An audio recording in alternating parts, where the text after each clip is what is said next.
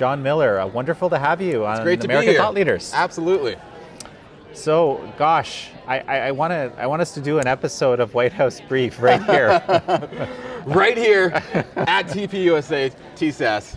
No, I mean, it's been great. I mean, we've been running around. I spoke today, but it's just been a great convention. So I'm happy to be here, and I'm happy to be here doing this show. So I'm guessing there's quite a few White House Brief fans in the audience. Yes. Yeah. You know, they're, I didn't know because, it's teenagers, and so you don't quite know how politically engaged they are yet. So when I saw 1,400 kids show up to this thing, I think at least, who are politically motivated, active, engaged, and enthusiastic, that was so encouraging to see, because I thought I was going to go up on that stage and it was going to be a bunch of people, sleeping in their chairs, taking, notes on their phone, texting. They were all engaged, they were all interested, they were all cheering, they were all excited. And so that really inspires me, because you don't see the youth involved, at least I don't every day. And when I'm working in Washington, D.C., you don't really see what young people are doing. You see what a bunch of old, crusty people are doing in their offices and at the White House press corps. So I loved seeing that. Did you get a chance to see the president speak yesterday? I did, yes. So the audience was pretty engaged for that, it seemed to me.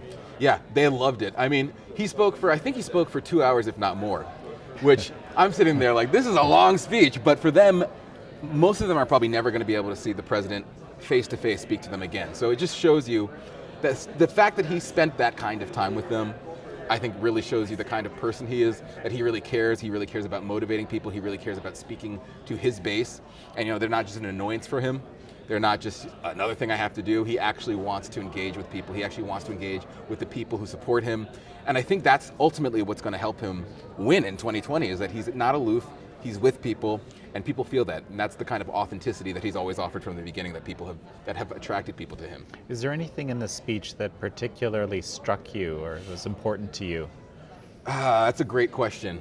Trying to remember the speech, I think him talking about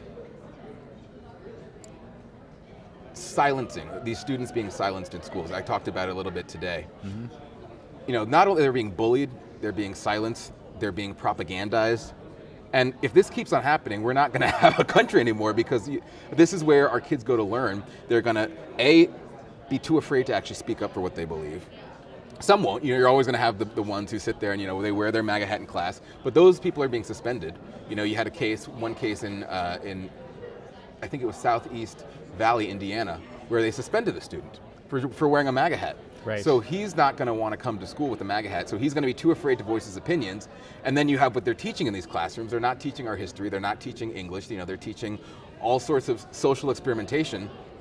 Eventually, you're just going to completely, and I think that's the plan, you're going to completely snuff out conservatives. So again, him speaking to those issues and him firing them up and making them know it's okay to support the president, it's okay to be a conservative, you don't need to be afraid, because we have your backs. Because a lot of these students probably feel like, do I have anyone who supports me? And it's good for them to come to conferences like this and say, yes, we support you, the president supports you, and you have a whole army of people who will get behind you if any of this kind of stuff happens to you. So the president referenced the squad, and the squad is pretty vocal about the fact that the president is racist, and some of them even that anyone that would support President Trump has to be a racist. The president's racist, his supporters are racist. Meanwhile, you don't get much more anti-Semitic than the girls of the squad. Their hatred. I mean, I saw tweets, they were going around the other day, of Rashida Tlaib telling the president she's going to deport him. Ilhan Omar, tweets of Ilhan Omar telling people to go back to their country.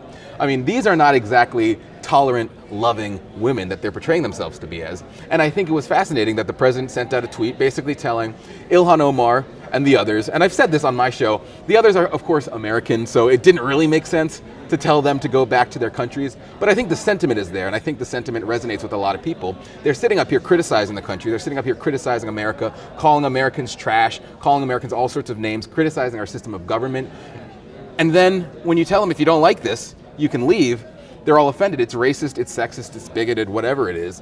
I mean, you see you look at this summit, you see the support the president has from black people, Hispanic people, Asian people, all sorts of people support the president. all these people who are in the media saying, you know, well, the president, it really was a racist tweet, they just need to come to a convention like this and see the kind of support the president has from people of color.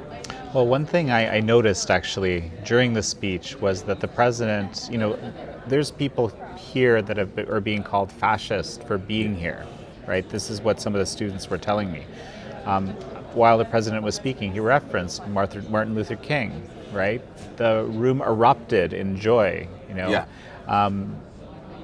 Yeah. Yeah, I mean, it's just like the irony is not lost on them. I mean, it's fascinating. The president can talk about Martin Luther King. The president can, and the funny thing is, right after he's talking about getting ASAP Rocky out of jail.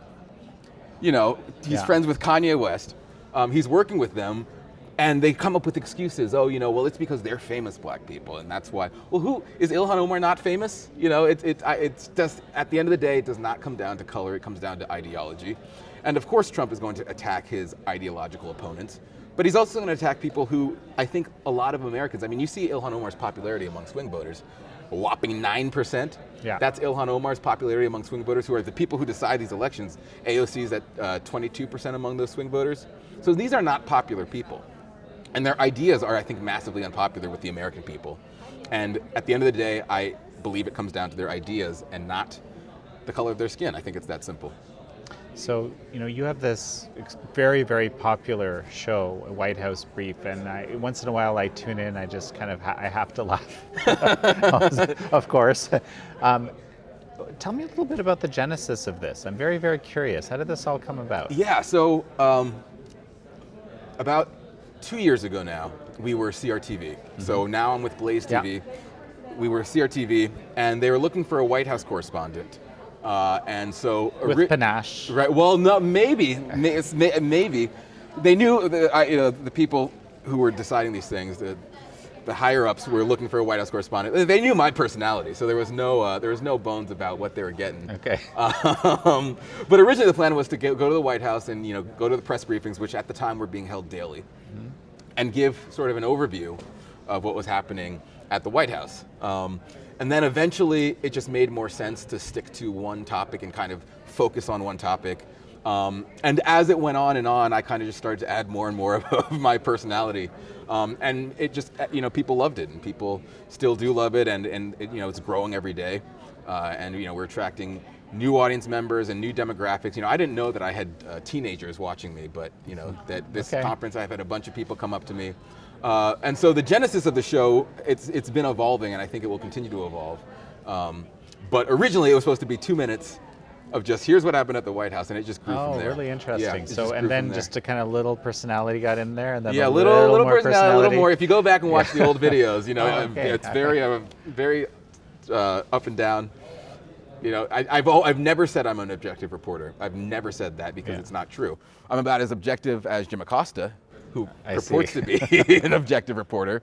But I think it's much more helpful and much more honest with my viewers if I tell them exactly where I'm coming from. Right. And there's no guessing where I'm coming from. Right. And the thing about my program is, we definitely have a lot of fun, and it's entertaining, it's funny, but at the end of the day, it is still an absolutely fact-based program. We do a lot of research for the program, and we dive into topics, and we try to expose an angle that maybe isn't being covered by the mainstream media.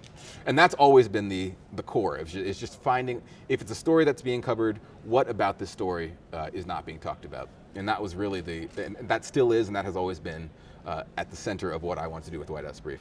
Well, fantastic. Jon Miller, White House Brief. Pleasure having you. Thank you so much for having me.